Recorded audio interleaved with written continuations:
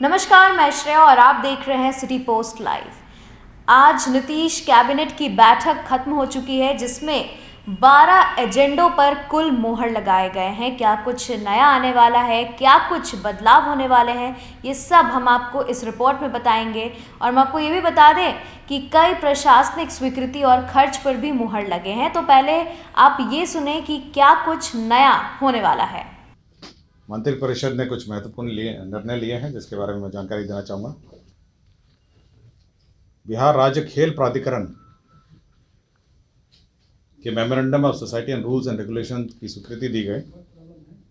राज्य सरकार, आपको जानकारी होगा कि स्पोर्ट्स पे बहुत सारा काम कर रही है और स्पोर्ट्स के प्रमोशन के लिए ये आवश्यक है कि एक स्पोर्ट्स अथॉरिटी होनी चाहिए। एक स्पोर्ट्स अथॉरिटी पहले भी थी, लेकिन वो रजिस्टर्ड नहीं थी। तो राज्य सरकार ने इस स्पोर्ट्स अथॉरिटी को एक रजिस्टर्ड बॉडी के रूप में गठित किया है, ताकि स्पोर्ट्स बॉडी के माध्यम से राज्य में विभिन्न स्तर पर खेल, विभिन्न खिलाड़ियों का चयन, विभिन्न खिलाड़ियों का कोचिंग और देश और विदेश में इस अथॉरिटी के माध्यम से हमारे खिलाड़ी लोग भाग ले सकेंगे, इसके लिए अथॉरिटी का गठन किया गया है। तो ये बहुत ही एक महत्वपूर्ण बॉडी होगी जो राज्य में स्पोर्ट्स के मद्देनज़र गठित की गई है। और आज के दिन में पदाधिकारी हैं और हम लोगों ने पद भी सृजित करने के प्रस्ताव हैं। तो ये एक महत्वपूर्ण बॉडी है और यही बॉडी होगी जो कोचिंग, ट्रेनिंग, कैपेसिटी बिल्डिंग और पूरे क्षेत्र में स्पोर्ट्स से संबंधित जितने भी कार्य हैं उसका संचालन इसके माध्यम से होगा। दूसरा सामान्य प्रशासन विभाग है, जिसमें आपको सरकारी सेवकों को प्रतियोगिता परीक्षाओं में सम्मिलित होने के लिए अफसर की सीमाएं बढ़ाई गई हैं।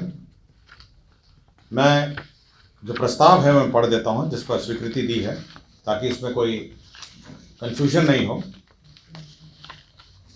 ये बेसिकली जो बिहार सरकार के सरकारी सेवक जो सेवा में आ जाते हैं सरकारी सेवा में, उनके लिए ये महत्वपूर्ण निर्णय है। और मैं बस पढ़ लेता था प्रस्ताव, इसलिए क्योंकि कंफ्यूजन की स्थिति नहीं हो। बिहार सरकार के सरकारी सेवकों को सेवा में आने के उपरांत उनकी पूरी सेवा अवधि में प्रत्येक आयोग, बिहार लोक सेवा आयोग, बिहार तकनीकी सेवा आयोग, बिहार कर्मचारी चयन आयोग द्वारा आयोजित प्रतियोगिता परीक्षाओं में सम्मिलित होने के लिए अलग अलग अधिकतम कुल 5 अवसर ही अनुमान्य होंगे। पहले कम थे, इसको बढ़ा के 5 हो गया है। उपयुक्त निर्धारित 5 अवसरों की गणना संकल्प निर्गत होने की तिथि के बाद से प्रारंभ होगी। पूर्व में उपभोग कर लिए गए अवसरों की एतद अपेक्षा की जाएगी। बिहार सरकार के सरकारी सेवकों को प्रतियोगिता परीक्षा में भाग लेने के लिए नियमित नियुक्ति हेतु निर्धारित अधिकतम आयु सीमा में 5 वर्ष की छूट पूर्वत अनुमानीय रहेगी, परंतु उक्त आयु सीमा की छूट की अवधि में प्रतियोगिता परीक्षा में शामिल होने की अनुमानित तभी दी जा सकेगी जब उनके द्वारा तब तक अधिकतम 5 वर्ष अवसरों का उपयोग नहीं किया गया हो। तो ये बिल्कुल मैंने पढ़ दिया है प्रस्ताव, और इसी प्रस्ताव के आलोक में और विशेषकर ये लाभ होगा जो ऐसे सरकारी कर्मचारी हैं जो बिहार सरकार में नौकरी पाने के पश्चात विभिन्न परीक्षाएं लिखते हैं, उनके लिए यह लाभ होगा। तो ये एक महत्वपूर्ण विषय, पहले 3 था, उसको बढ़ा के वो तो सरकारी सेवा, मतलब कॉन्ट्रैक्ट सेवा है ना। ये तो मैं रेगुलर सरकारी सेवा की बात कर रहा हूँ।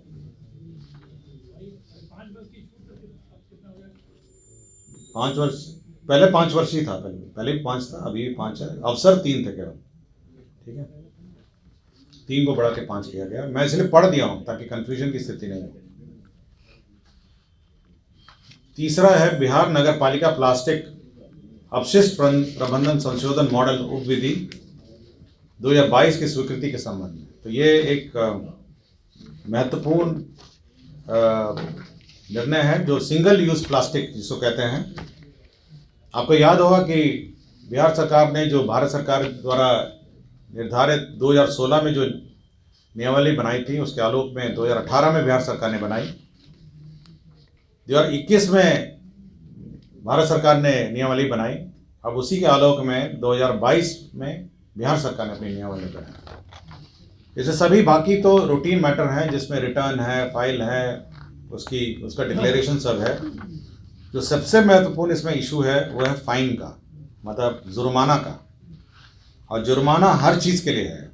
मतलब मैं जुर्माना की पूरी लिस्ट आपको दे देता हूँ इस प्रेस कॉन्फ्रेंस के बाद। और ईयरबड्स विद प्लास्टिक स्टिक है, प्लास्टिक स्टिक विद बैलून है, फ्लैग है झंडे में, प्लास्टिक स्टिक, कैंडी स्टिक है, आइसक्रीम है, पॉलीस्टीरीन है। तो बहुत सारे सिंगल यूज़ प्लास्टिक के हैं जिस पर फाइन का प्रावधान है। कैरी बैग्स पे फाइन का प्रावधान है। कमर्शियल यूज़ का अलग फाइन है। डोमेस्टिक यूज़, अगर आप बाज़ार में सिंगल यूज़ प्लास्टिक लेते हुए जाते पकड़ा गए तो उसके लिए भी फ़ाइन है।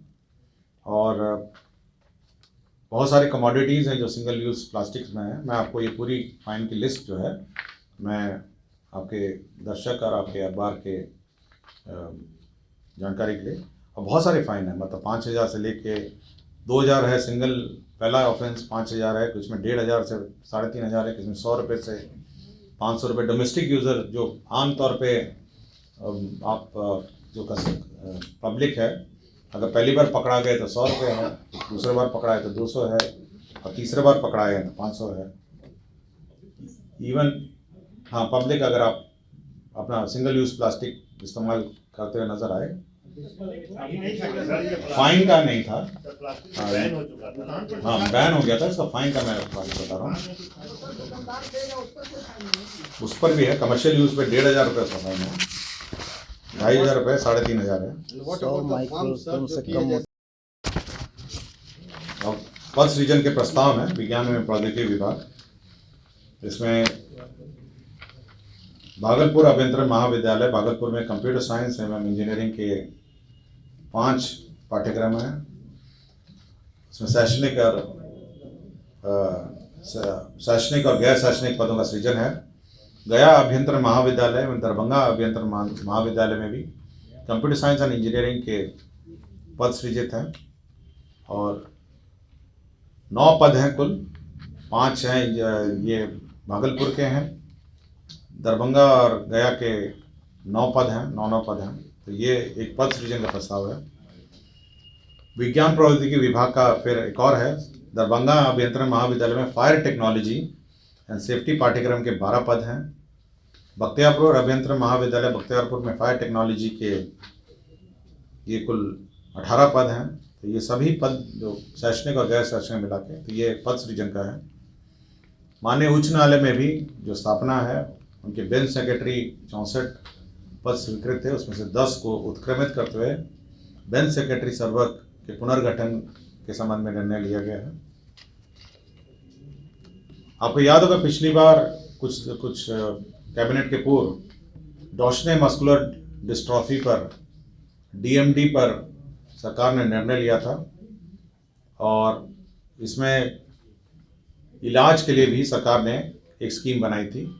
तो उसको जो आइडेंटिफिकेशन है, जो उसका आइडेंटिफिकेशन है, जो कैसे उसको आइडेंटिफाई किया जाएगा, उसमें राज्य के सभी महाविद्यालय एवं अस्पताल के औषधि विभाग के विभागाध्यक्ष को दायित्व दिए जाने हेतु स्वास्थ्य विभाग का जो पूर्व का संकल्प है उसमें संशोधन किया है। फिर आइडेंटिफिकेशन का प्रावधान जो है उसमें संशोधन किया है।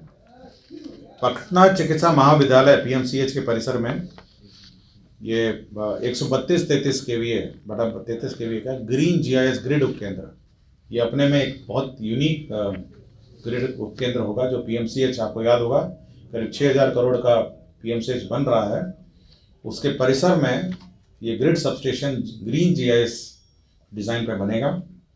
ये 132/33 kVA का होगा, और इसकी कुल लागत है 2,55,89,71,000। तो अगल बगल के जितने संस्थाएं हैं, जैसे NIT है, जो अगल बगल PMCH के, वो भी अब इस ग्रिड से कनेक्ट हो सकेंगे। तो एक महत्वपूर्ण स्थान पर ये ग्रिड सबस्टेशन का निर्माण, यह स्वास्थ्य विभाग का प्रस्ताव था, किंतु ये जो हमारी ऊर्जा कंपनी है वो इसका निर्माण करेगी। तो DMI हमारा ग्रामीण विकास के अंतर्गत DMI एक संस्था है, ये विकास प्रबंधन संस्था है। उसके विकास के लिए 98 करोड़ 45 लाख रुपए सहायक अनुदान के रूप में राशि दी गई। औरंगाबाद जिला अंतर्गत जो जमीन है मौजा पिपरा में थाना 152 और 100 मौजा दोसमा में 521, उस पर भुगतान पर ये डेडिकेटेड फ्रेट कॉरिडोर जो कंपनी है इंडिया लिमिटेड है उसको स्थानांतरण भूमि की गई। कैंपा फंड में राशि जो ये प्रत्याशा में स्वीकृत की गई थी अब उसको कैबिनेट में स्वीकृति दी गई। ये 115 करोड़ 41 लाख का है।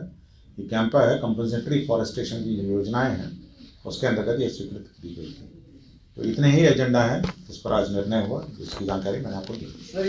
तो देखा आपने किस तरीके से सारे एजेंडों पर मुहर लगी है, कई सारे बदलाव होने वाले हैं, कई सारी खर्च और प्रशासनिक स्वीकृति पे भी मुहर लगे हैं, कई सरकार की पहल भी सामने आई हैं। तो अब आगे के अपडेट में आपको बताएंगे कि किस तरीके से इन सारी चीज़ों पर काम किया जा रहा है, लेकिन फ़िलहाल इस अपडेट में इतना ही। तो बने रहें सिटी पोस्ट लाइव के साथ और इस वीडियो को लाइक करें, शेयर करें और चैनल को सब्सक्राइब करना ना भूलें। धन्यवाद।